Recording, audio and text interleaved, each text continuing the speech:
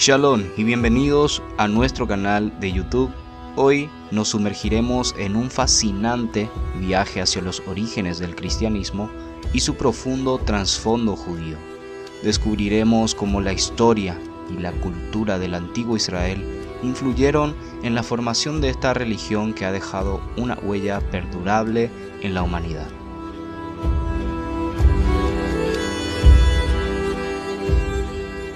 A menudo se tiende a separar el cristianismo del judaísmo, como si fueran caminos distintos e independientes. Sin embargo, al adentrarnos en sus inicios, nos sorprenderemos al encontrar una conexión intrínseca y una historia compartida que nos revelará la esencia misma de ambas tradiciones.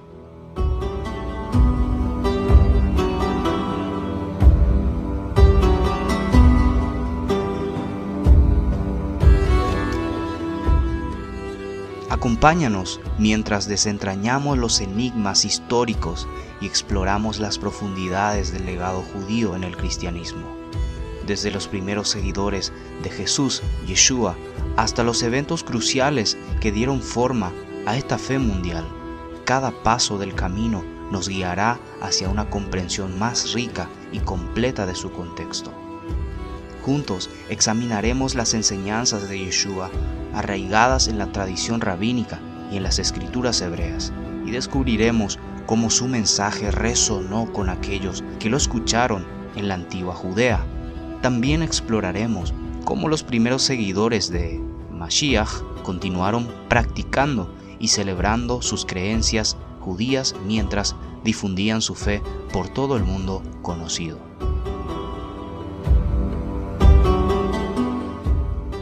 Prepárense para una experiencia reveladora, llena de descubrimientos históricos y momentos de reflexión.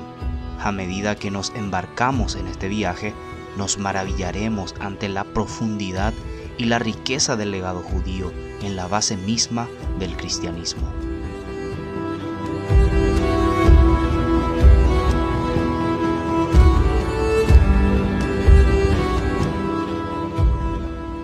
Así que sin más preámbulos, les invitamos a sumergirse en los orígenes del cristianismo y su trasfondo judío. No olviden suscribirse al canal, darle like, compartir este video y activar las notificaciones para no perderse ninguna de nuestras próximas aventuras históricas y culturales. Comencemos esta emocionante travesía juntos.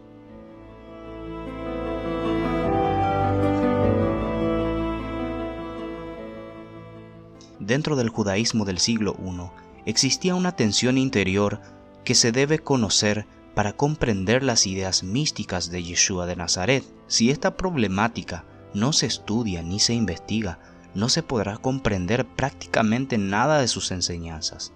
El judaísmo se sostuvo sobre dos pilares: la observancia de la Torá y la expectación mesiánica. Desde el siglo -2 al siglo II después de la era común, el judaísmo sufrió un cambio de importancia. El sistema de sacrificio del Templo de Jerusalén quedó anulado por la destrucción del sagrado recinto. En el año 70 de nuestra era, sin embargo, el movimiento de los rabinos fariseos ya estaba creando una tradición alternativa al poder saduceo. Gracias a estos rabinos fariseos, el judaísmo se salvó de su desaparición.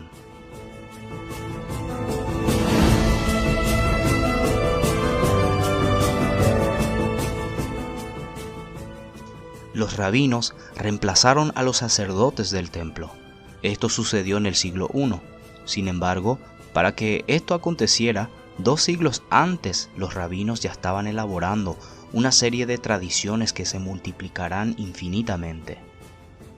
Actualmente, la cantidad de tradiciones acumuladas que tiene el judaísmo es prácticamente imposible de conocer. El cerco religioso tenía como objetivo la supervivencia nacional del pueblo judío, y en el judaísmo nos encontramos ante una aparente contradicción interior. El nacionalismo, que se centró en el cuidado de la supervivencia de la identidad judía, y el universalismo, que pretendió y pretende la redención de la humanidad en su totalidad. A partir de un momento histórico, el judaísmo se fue bifurcando. El universalismo judío, que buscaba la redención, comprendía que la idea del Tikkun Olam, o la irrupción del reino de Dios, constituía el eje vertebral, mientras que otro sector, aferrado al nacionalismo judío, defendía que sin la redención nacional de Israel y por consiguiente su independencia política, no podía irrumpir la era mesiánica o el reino de Dios. Estas dos cuestiones, por supuesto, se mezclaban en el siglo I. El pueblo judío, enfrentando al Imperio Romano, no dudó nunca de que la liberación nacional de la patria constituía la llegada del reino de Dios. Todo el judaísmo estaba de acuerdo en la idea de instaurar el reino de Dios en este mundo. Las estrategias, sin embargo, no fueron unánimes.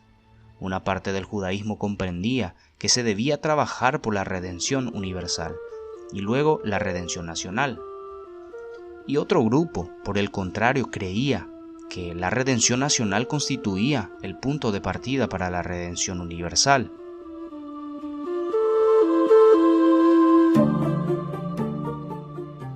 Saulo de Tarso, Pablo, llegó a la conclusión de que el mensaje mesiánico tenía un impacto más rápido en los gentiles. Como judío diaspórico, comprendió que la redención de los gentiles de toda la humanidad se estaba produciendo antes que la del pueblo de Israel.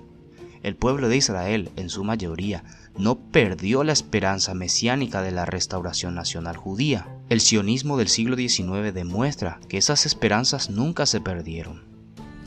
En cambio, Yeshua de Nazaret se acerca a las posiciones del misticismo judío o la cábala. En realidad, él no comprendía el reino de Dios en términos paulinos ni en términos nacionalistas. Para el místico, el reino de Dios debía operar de acuerdo a un cambio de conciencia personal. Es por ese motivo que en este punto existe una diferencia notable entre Pablo y Yeshua. Para Saulo de Tarso, en el fondo, la redención era política, un contragolpe espiritual del judaísmo mesiánico al Imperio Romano, no a través de las armas, sino a través de las creencias religiosas.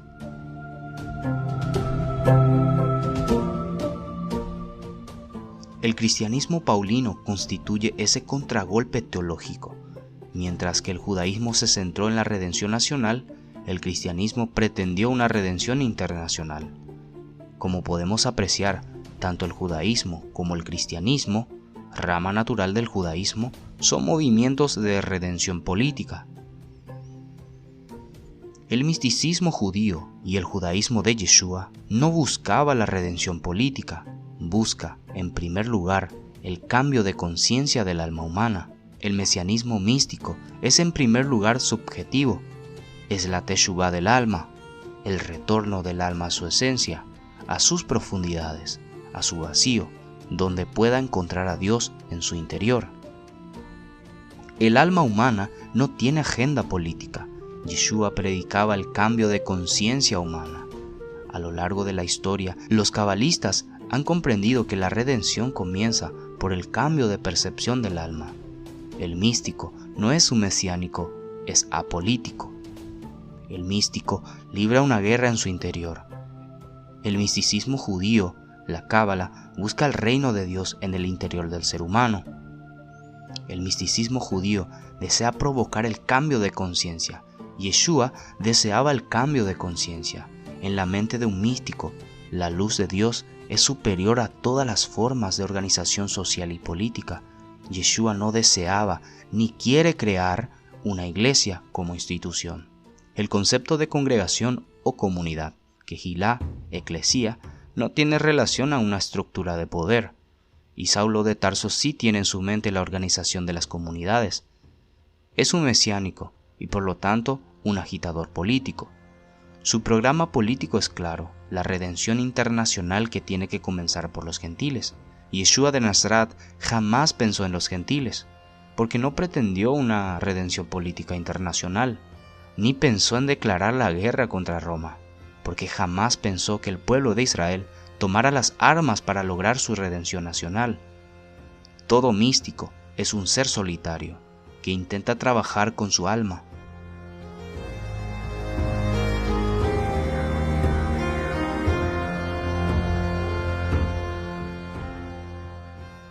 Los primeros seguidores de Yeshua no comprendieron que el alma, en su subjetividad, debía modificar su percepción y elevar el nivel de conciencia. Ellos aún pensaban en la restauración del reino político de Israel. En Hechos 1:6 leemos: Entonces los que se habían reunido no cesaban de preguntarle, diciendo: Adón, ¿restaurarás el reino a Israel en este tiempo? Los primeros apóstoles de Yeshua eran nacionalistas. Pensaron que el Mesías era el típico Mesías libertador del pueblo de Israel. El judaísmo actual, tras la creación de Israel como Estado, terminó pensando en los mismos términos teológicos que Pablo. La historia es graciosa y paradójica. Mientras que el pueblo judío no tenía su Estado libre e independiente, el judaísmo comprendió que el Mesías debía ser un libertador militar, y ahora que existe el Estado de Israel, de un día para otro, el Mesías se ha transformado en un Mesías internacional.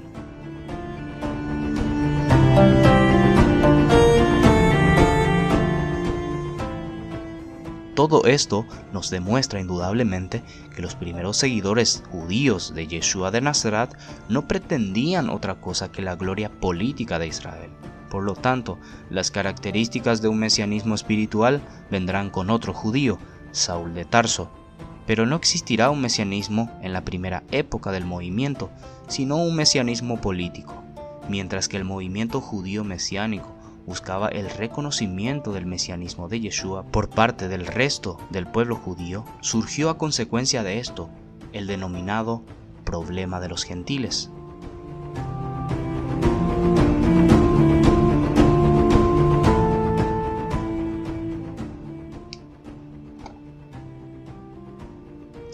En realidad, el problema de los gentiles fue un asunto inicialmente accesorio en el programa de difusión del mesianismo dentro del pueblo de Israel. Jamás existió un programa de difusión en el mesianismo monoteísta judío a partir de Yeshua de Nazaret.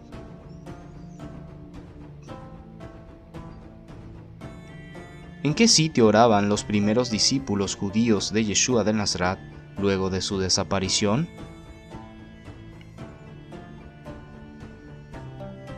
Hechos 3:1 nos dice: Kefa y Johanán subían juntos al templo a la hora novena, la hora de la oración.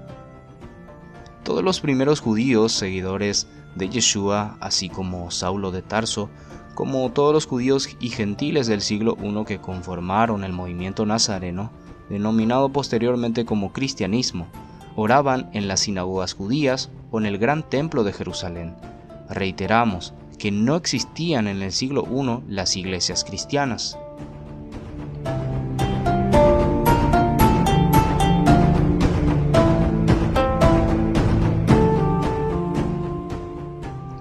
¿Cuál es el origen de la sinagoga? La palabra sinagoga viene de un término griego que significa asamblea o juntamiento. El nombre es apropiado, pues desde tiempos antiguos las sinagogas han sido centros de reunión, donde recibir instrucción y adorar a Dios en las comunidades judías.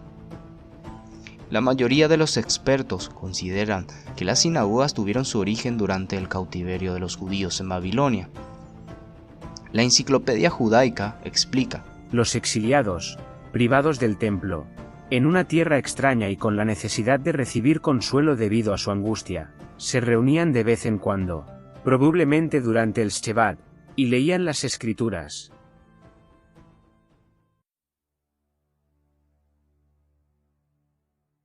Al parecer, una vez que los judíos recuperaron su libertad, siguieron juntándose para orar y leer las Escrituras, y abrieron sinagogas en los lugares donde se iban estableciendo. Otros dicen que las sinagogas, en hebreo Beit Knesset, que se traduce como casa de asamblea, se estableció en tiempos de Moshe. El Midrash Yalkut Shimoni, Ba Yahé 135, nos revela que después de la construcción del santuario en el desierto, Hashem instruyó a Moshe a que enseñara a los israelitas y a que les inculque la importancia de la formación de círculos de estudio en cada sinagoga o casa de asamblea, consagrados a la instrucción de los preceptos de la Torá. Ahora bien, no obstante, haber recibido la institución sinagogal tal como la conocemos, su forma en el exilio babilónico.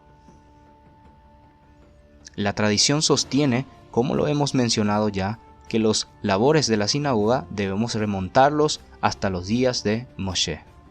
Tal es así que en los salmos atribuidos a la pluma del rey David encontramos la expresión Mohadei El, que algunos comentaristas presumieron referirla a las tiendas de culto de aquel entonces. Así es como Aquila, el sabio prosélito del segundo siglo, quien se ajustó a la tradición rabínica, traduce en su versión griega la expresión Mohadei El literalmente como lugares de reunión de Dios.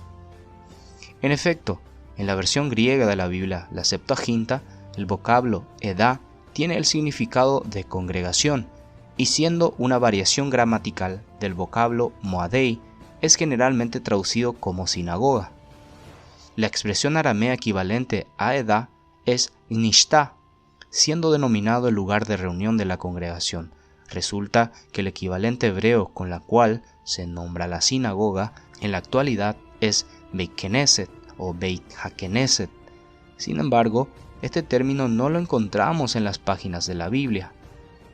El nombre sinagoga, dicho sea de paso, proviene del griego sunagoge, significando congregación o lugar de reunión de la comunidad. El profeta Yermiyahu nos habla del Beit Ha'am, la casa del pueblo, que también fue interpretado como referencia al lugar de reunión de la comunidad, donde se congregaba la gente para escuchar los discursos de los profetas y rendir el servicio. La palabra iglesia proviene del griego eklesia, que significa en hebreo kehilá o comunidad. Así, cuando los primeros judíos nazarenos asistían a las comunidades judías o kehilot, en realidad en lengua griega asistían a las iglesias. Pero entonces, ¿qué son las iglesias del siglo I? Son las comunidades judías, son las mismas sinagogas del judaísmo. Reiteramos e insistimos, no existían iglesias cristianas en el siglo I, porque no existe el cristianismo, y los judíos nazarenos, siendo judíos, asistían a las sinagogas.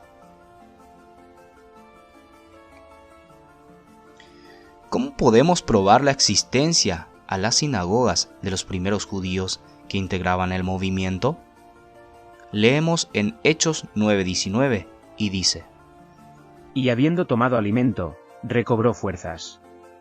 Y estuvo Saúl por algunos días con los discípulos que estaban en Damasco. Enseguida predicaba a Yeshua en las sinagogas, diciendo que este era el siervo de Dios.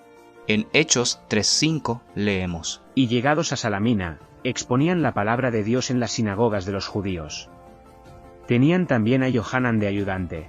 Hechos 13:14 dice: Ellos, pasando de Perge, llegaron a Antioquía de Pisidia, y entrando en la sinagoga el día de Sabbat, se sentaron.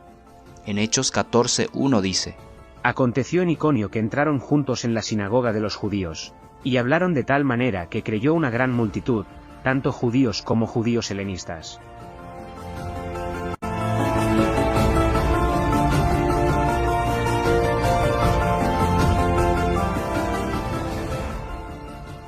Así que queda probado que los primeros judíos que ingresaron al movimiento nazareno se encontraban en las sinagogas y observaban en su calidad de judíos plenos el Shabbat, y por lo tanto no podemos decir que existían históricamente como cristianos. Es más, la colecta de dinero dominical del cristianismo se realiza porque, siendo los primeros nazarenos todos ellos judíos, observantes del Shabbat, no podían tocar el dinero en el día de descanso, y juntaban el dinero un día después del Shabbat. Así que, los nazarenos permitían la colecta del dinero el día domingo para no violar el Shabbat del judaísmo, que observaban todos los primeros integrantes de los que se conocería luego como cristianismo. Estos judíos se sentían judíos y seguían siendo parte integrante del pueblo de Israel. No hay hasta principios del siglo II ninguna prueba para fundamentar el carácter independiente del cristianismo con relación al mundo judío. Todo el siglo I puede ser considerado como la historia de la futura iglesia cristiana, o la historia de un movimiento mesiánico en el interior del judaísmo. Ahora bien, dejando en claro que estos judíos eran judíos y no se sentían parte de otra identidad religiosa, que observaban el Shabbat como cumplimiento de las exigencias de la Torá y que no pueden ser considerados como científicamente cristianos, tenemos que advertir que es un error histórico denominar como cristianos a estos judíos.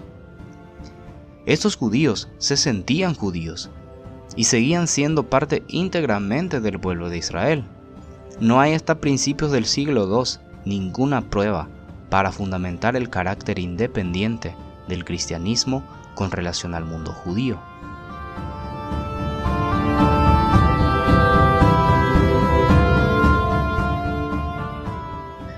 Hago esta pausa para invitarles a la gente que no está suscrito al canal que se suscriba, que comparta, que dé su like. Por favor, nos ayuda bastante con eso. Muchas gracias. Todo el siglo I puede ser considerado como la historia de la futura iglesia cristiana, o la historia de un movimiento mesiánico en el interior del judaísmo. Si el cristianismo ha denominado como cristianos a los primeros seguidores judíos del Rabí de Nazaret, es para escindir teológicamente lo más rápidamente posible al grupo del mundo judío.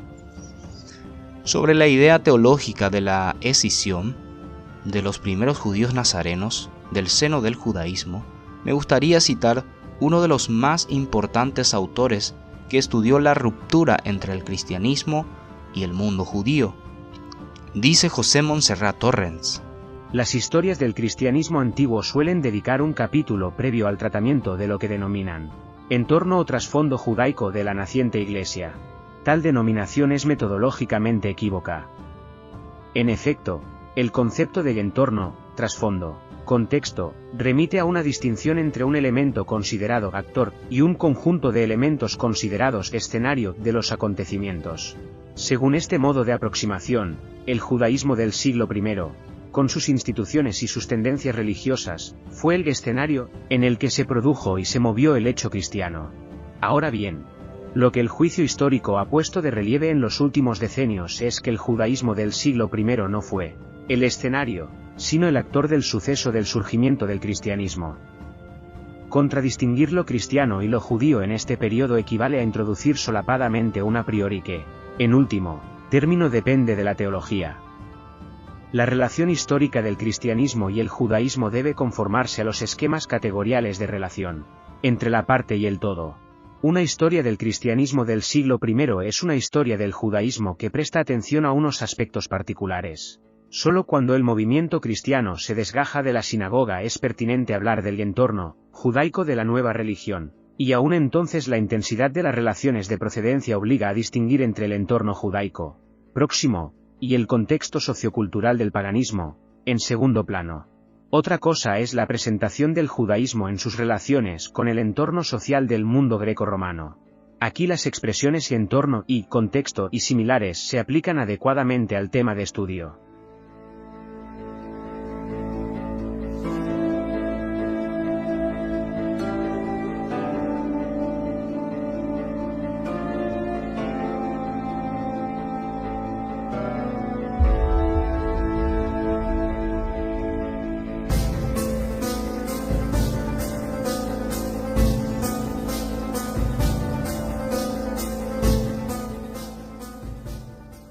Las consecuencias negativas que percibió la Iglesia a partir del siglo II, de una renovación de sus orígenes judíos, crearon las condiciones del paradójico antijudaísmo cristiano.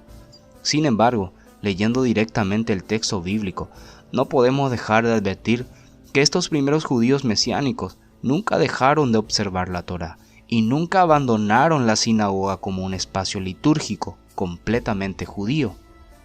Es más, cuando alguna familia judía o una persona de madre judía no observaba algún precepto del judaísmo, en su momento, el propio Saúl de Tarso lo haría cumplir, como en el caso de Timoteo. Ahora bien, el problema que el movimiento mesiánico, y sobre todo el judío Saúl de Tarso, quería resolver era el estatus jurídico de los gentiles dentro de las sinagogas. Quiero ya advertir una importante situación. Lamentablemente, el cristianismo posterior hace referencia a Pablo como el apóstol de los gentiles. Sin embargo, no existe una campaña activa de incorporación a los gentiles por parte de Pablo en forma masiva, sino una propaganda paulina hacia los gentiles, ya que se encontraban incorporados físicamente dentro de las sinagogas judías. Lo que se pretendió resolver en el proceso de trabajo paulino no fue la expansión del movimiento dentro de los límites religiosos del judaísmo, sino lo que se pretendió fue la de establecer un marco de legitimidad a los gentiles, que hacía años ya se encontraban dentro de las sinagogas participando activamente en el marco del judaísmo. Los primeros gentiles que se unen al movimiento nazareno no son gentiles del exterior al marco sinagogal, sino por el contrario, son gentiles que se encuentran incorporados dentro de las congregaciones, particularmente la diáspora.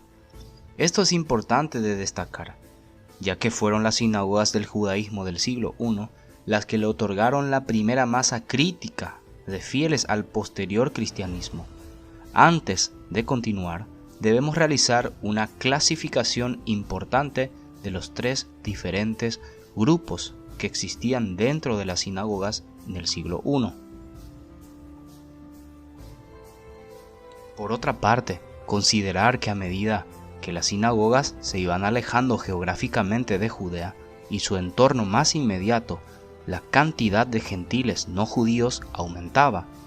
Es de suponer que las sinagogas más occidentales tendrían una gran cantidad de población de origen gentil, y en forma inversa las sinagogas orientales tendrían una mayor cantidad de población judía por su cercanía con Judea.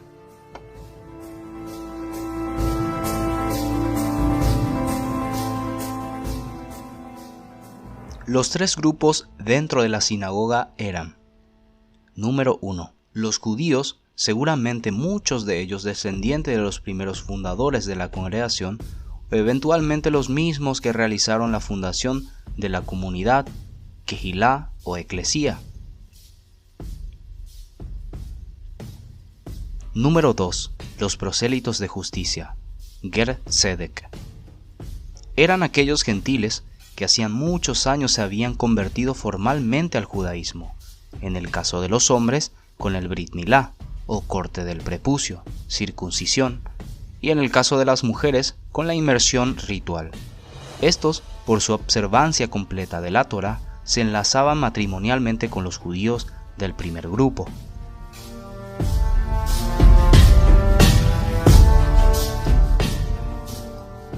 Número 3. Los prosélitos de la puerta, conocidos como Ger Toshav, o también denominados como temerosos de Elohim. Estos últimos no se convertían formalmente al judaísmo, sino que se encontraban dentro de las comunidades como simpatizantes. Estos no se circuncidaban, ni en el caso de las mujeres realizaban la inmersión ritual. No eran conversos al judaísmo, pero eran adherentes o amigos. Los tres grupos convivían dentro del marco sinagogal. Los dos primeros grupos, es decir, los judíos cuyos antepasados inmediatos eran judíos, se encontraban integrados con los gentiles convertidos, los Ger Tzedek. El tercer grupo de los gentiles, conocidos como temerosos de Dios o Ger Toshav, quienes no se habían convertido, no se podían integrar completamente a la comunidad. ¿Y cuál era el principal problema que tenía el tercer grupo, conocido como prosélitos de la puerta, para incorporarse definitivamente al judaísmo? La respuesta es la circuncisión. Los hombres provenientes del mundo no judío tenían temor a ser circuncidados. Recordemos que una pequeña infección durante el proceso de corte del prepucio podía llevar a la muerte de la persona. Ante esta situación, el gentil no se circuncidaba y quedaba en calidad de incircunciso. En cambio, las mujeres, a las que simplemente se le pedía el baño de inmersión ritual para la conversión al judaísmo, ellas eran admitidas al segundo grupo en forma casi automática. Así que se llenaron las congregaciones hebreas de la diáspora de mujeres, pero los hombres se autoexcluían por el problema de la circuncisión. ¿Cuál era entonces la situación real dentro de las sinagogas de la diáspora judía? Cada día se incorporaban más gentiles sin circuncisión, que no podían participar del pleno derecho en la actividad comunitaria judía, hasta, como hemos podido ver, en el caso de un hijo de madre judía como Timoteo, las familias tenían cierto temor a la observancia de la circuncisión. Todo el problema entonces de la legitimidad de los gentiles no judíos dentro del judaísmo institucional estaba marcado por el asunto de la circuncisión. Y este asunto no tenía ninguna relación con el problema interjudío del mesianismo. Ahora, por un momento imaginemos al judío de Tarso, Pablo, ingresar en las sinagogas proclamando el mesianismo de Yeshua de Nazaret, y hasta aquí no existe una problemática que afectara los límites de la identidad religiosa nacional judía. Sin embargo, el problema de la circuncisión sí es un problema que afectaba la integridad de la identidad religiosa nacional del pueblo judío. Por ejemplo, los destinatarios de la carta de Gálatas eran individuos adheridos al judaísmo, pero no circuncidados, lo que llamamos cabalmente metuentes o temerosos de Dios. En efecto, el tenor de las recriminaciones de Pablo solo tienen sentido si los Gálatas aludidos forman parte de algún modo, expresión de Flavio Josefo, de la sinagoga. Y dice el texto: esos que intentan forzaros a la circuncisión son ni más ni menos los que desean quedar bien en lo exterior. Su única preocupación es que no los persigan por causa de la cruz del Mesías, porque la ley no la observan ni los mismos circuncisos. Pretenden que os circuncidéis para gloriarse de que os habéis sometido a este rito. Mira que yo, Pablo, les digo, si se circuncidan, el Mesías no les servirá de nada. Tales son los paganos a los que Pablo se refiere continuamente como objeto de su mandato, hombres religiosos atraídos por la fe judía que participaban en las reuniones sinagogales y en muchos aspectos de la vida comunitaria, pero que no estaban plenamente integrados al judaísmo a través de la circuncisión. A los ojos de los paganos y de las autoridades civiles, tales metuentes o temerosos no eran judíos, y por lo tanto no podían beneficiarse directamente de los privilegios sinagogales. Una amplia tolerancia, sin embargo, cubría la presencia de los iniciados en los actos y en las asociaciones de cultos lícitos en general. Entonces, no nos encontramos con un debate interior dentro del judaísmo, sino que estamos ante otro problema, y es un problema mayor porque afecta la identidad nacional del pueblo de Israel.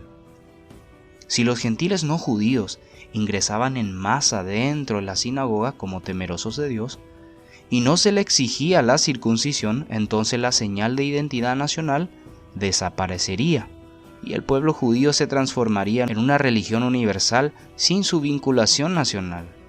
En cambio, si se mantenía la circuncisión, continuaba el problema de la falta de legitimidad de los gentiles en el marco de las sinagogas.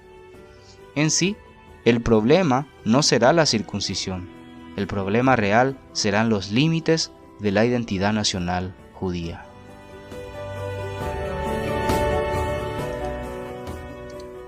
Ha llegado el momento de despedirnos en esta primera parte de los orígenes del cristianismo. Espero que hayas disfrutado tanto como yo explorando las raíces históricas y las conexiones profundas entre el judaísmo y esta fe milenaria.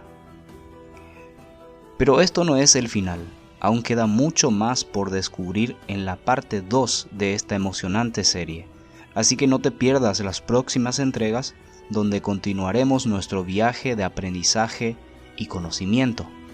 Para asegurarte de no perderte nada, te invito a suscribirte al canal, darle like a este video y activar la campanita. De esta manera recibirás notificaciones de todas nuestras futuras exploraciones y descubrimientos. Gracias por ser parte de esta travesía de descubrimiento histórico y religioso. Espero verte nuevamente en la próxima entrega de los orígenes del cristianismo, parte 2. Hasta pronto y gracias por tu apoyo. Shalom.